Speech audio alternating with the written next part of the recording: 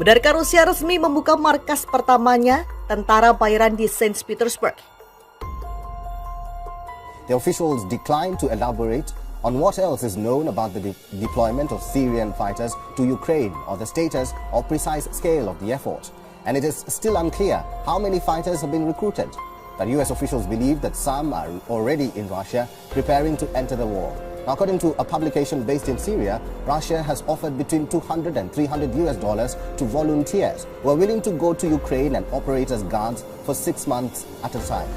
It's the opening ceremony of a brand new centre belonging to the Wagner Group, billed as a kind of patriotic hub for fresh thinking on all things defence. For so long now, a lot of the reporting around Wagner has tended to describe it as this shadowy private military company. Not so shadowy anymore with this huge, shiny new headquarters here in St. Petersburg, literally called PMC Wagner Center, even though private military companies are still illegal under the Russian constitution. Минимальный возраст, который мы берем, это 22 года. Максимальный возраст, условно, это 50 лет, но если крепкий, прямо здесь на собеседовании делаем элементарные тесты, смотрим, насколько крепок, физическая форма крайне необходима. Первые заключенные, которые воевали со мной, 40 человек из Питера. Строгий режим.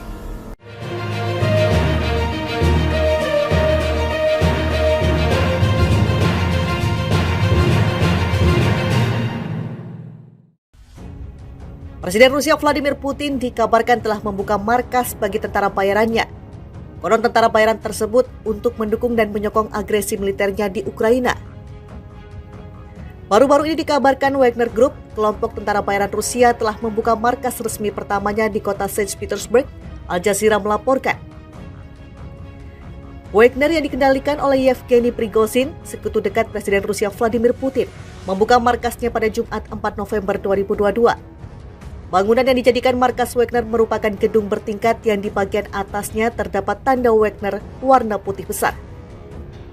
Grup Wagner Rusia, pasukan tentara bayaran swasta yang sebelumnya tertutup, telah membuka markas resmi pertamanya di kota Saint Petersburg, Rusia pada Jumat 4 November 2022. Kelompok yang dikendalikan oleh Yevgeny Prigozhin, sekutu dekat Presiden Vladimir Putin, membuka gedung bertingkat kaca yang mengkilap. Di bagian atas gedung terdapat tanda Wagner putih berukuran besar.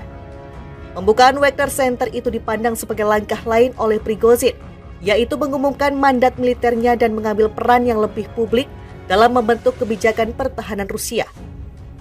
Markas besar Wagner yang menghadap ke publik mengikuti langkah-langkah Prigozhin baru-baru ini untuk meningkatkan profil publiknya, dibandingkan dengan tahun-tahun ketika pengusaha Rusia itu menghabiskan operasi kekuatan militernya dalam bayang-bayang.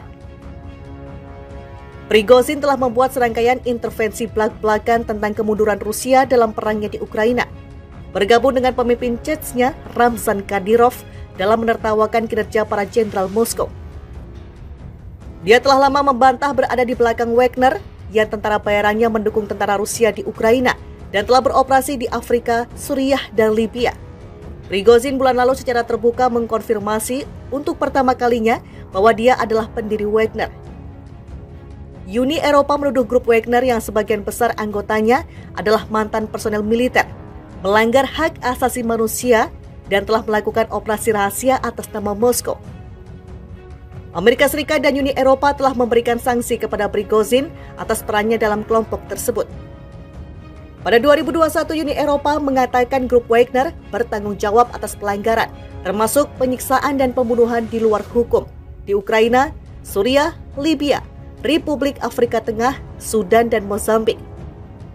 Misi PMC Wagner Center adalah untuk menyediakan lingkungan yang nyaman untuk menghasilkan ide-ide baru untuk meningkatkan kemampuan pertahanan Rusia, kata Prigozhin dalam sebuah pernyataan pada peluncuran tersebut.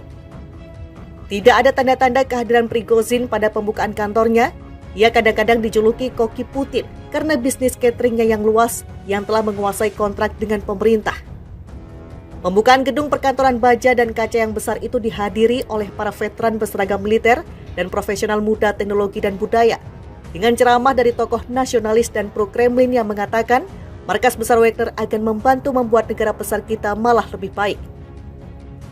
Orang-orang dengan pakaian kamuflase berkeliaran di koridor abu-abu gedung itu untuk melihat pameran drone militer. Sebuah truk bertuliskan simbol Z yang digunakan oleh pasukan Rusia di Ukraina diparkir di luar gedung.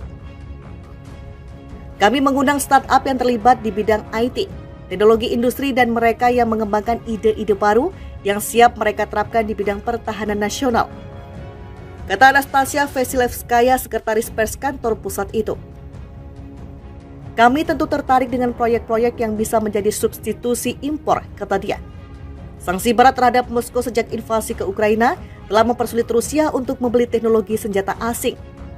Pembangunan kantor pusat seperti ini sudah lama terjadi, satu-satunya hal adalah itu muncul sangat terlambat, kata sukarelawan Wagner Alexei Savinsky yang mengenakan kamuflase militer. Pusat ini seharusnya dibuka setahun sebelum operasi militer khusus. Jadi ini 2 tahun terlambat dari jadwal, kata dia yang menggunakan istilah resmi Rusia seperti militer khusus untuk invasi ke Ukraina. Dia telah lama membantah berada di belakang Wagner yang tentara bayarannya mendukung tentara Rusia di Ukraina dan telah beroperasi di Afrika, Suriah, dan Libya. Prigozhin bulan lalu secara terbuka mengkonfirmasi untuk pertama kalinya bahwa dia adalah pendiri Wagner. Uni Eropa menuduh grup Wagner yang sebagian besar anggotanya adalah mantan personel militer, melanggar hak asasi manusia dan telah melakukan operasi rahasia atas nama Moskow. Amerika Serikat dan Uni Eropa telah memberikan sanksi kepada Prigozhin atas perannya dalam kelompok tersebut. Pada 2021, Uni Eropa mengatakan grup Wagner bertanggung jawab atas pelanggaran, termasuk penyiksaan dan pembunuhan di luar hukum di Ukraina, Suriah, Libya, Republik Afrika Tengah, Sudan, dan Mozambik. Misi PMC Wagner Center adalah untuk menyediakan lingkungan yang nyaman untuk menghasilkan ide-ide baru untuk meningkatkan kemampuan pertahanan Rusia, kata Prigozhin dalam sebuah pernyataan pada peluncuran tersebut. Tidak ada tanda-tanda kehadiran Prigozhin pada pembukaan kantornya. Ia kadang-kadang dijuluki koki Putin karena bisnis cateringnya yang luas yang telah menguasai kontrak dengan pemerintah. Pembukaan gedung perkantoran baja dan kaca yang besar itu dihadiri oleh para veteran berseragam militer dan profesional muda teknologi dan budaya, dengan ceramah dari tokoh nasionalis dan pro-Kremlin yang mengatakan markas besar Wagner akan membantu membuat negara besar kita malah lebih baik. Orang-orang dengan pakaian kamuflase berkeliaran di koridor abu-abu gedung itu untuk melihat pameran drone militer. Sebuah truk bertuliskan simbol Z yang digunakan oleh pasukan Rusia di Ukraina diparkir di luar gedung.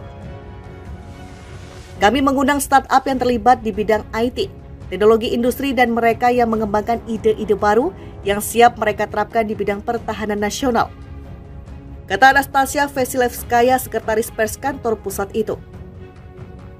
Kami tentu tertarik dengan proyek-proyek yang bisa menjadi substitusi impor, kata dia. Sanksi berat terhadap Moskow sejak invasi ke Ukraina telah mempersulit Rusia untuk membeli teknologi senjata asing.